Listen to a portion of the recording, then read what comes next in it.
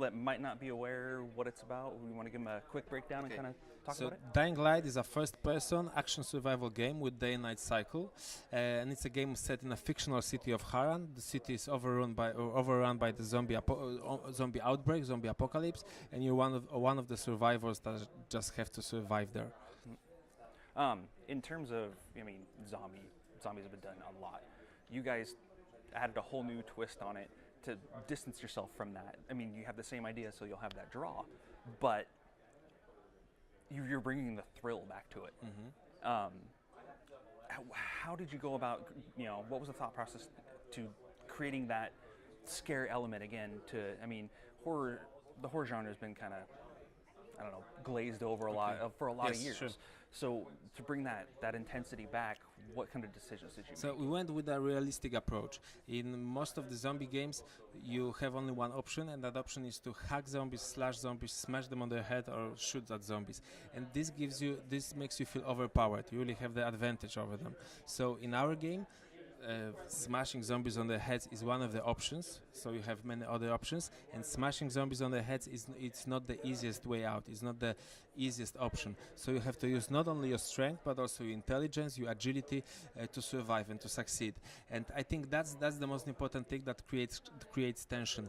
There are many things that you can do to survive, but none of these things give you the feeling of being overpowered, of having that advantage over the zombie crowds.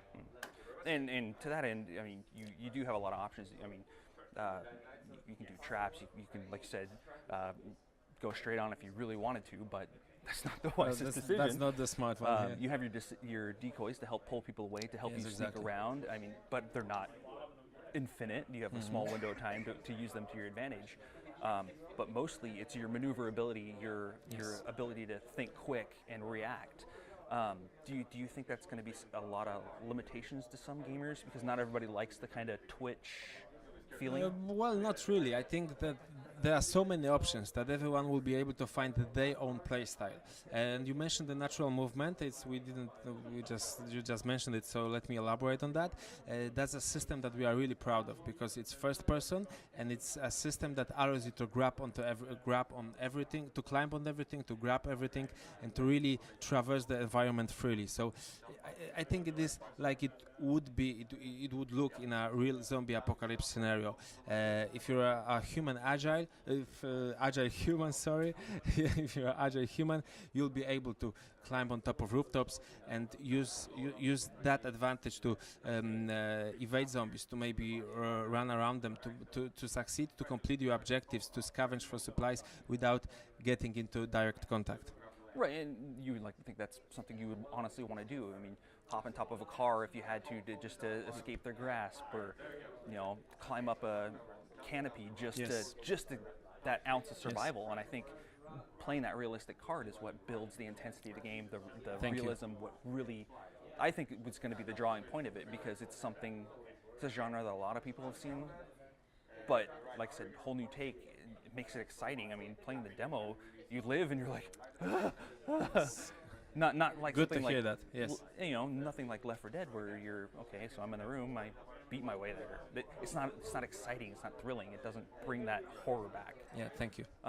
In terms of writing the game itself, did you find it challenging to bring some writers on board? In terms of story that would help further that idea.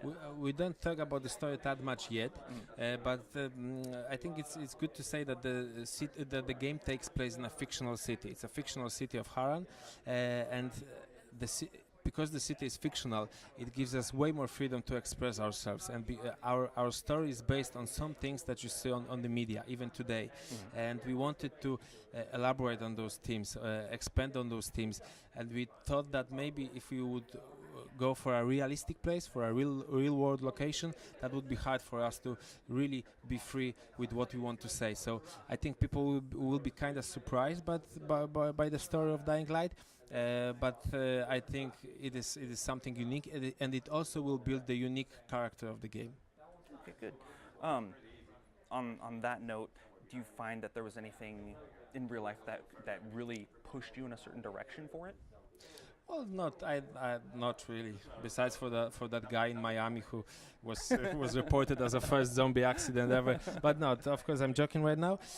No, not really. It was like our thought process just analyzed everything that went into a zombie genre up to this point, and we were thinking about new things that we could do in the scope of it. So yeah. And do you think, obviously, building these terrains, building these levels, I mean, you're modeling, realistic structures, what we would consider.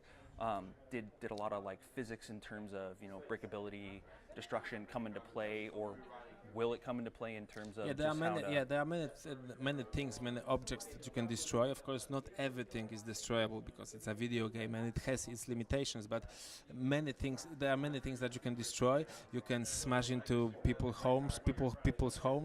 You can see if there are any supplies there. So we really want to make the game as realistic in terms of what you can do as it's possible. Okay. Last one. Do you think that what you've created will create enough of a challenge for people just across, the gaming genre, horror genre, that they will drive a deep appreciation for it? Well, I think that's our goal. So we really put a lot of effort to make the game challenging all the way to the end. And to be honest, the game supports subsequent playthroughs. I think that to really experience the game and to really see what the game has on the disc, you have to play the game like twice or even more times. And the game is 4-player co-op, so when you play with other people, you also experience it differently. So yeah, I think that we have a lot of value in what we offer, and I think that people will appreciate that. All right. Well, fantastic. I want to thank you for taking a little bit of time with me. Thanks. Until next time, folks. Bye bye.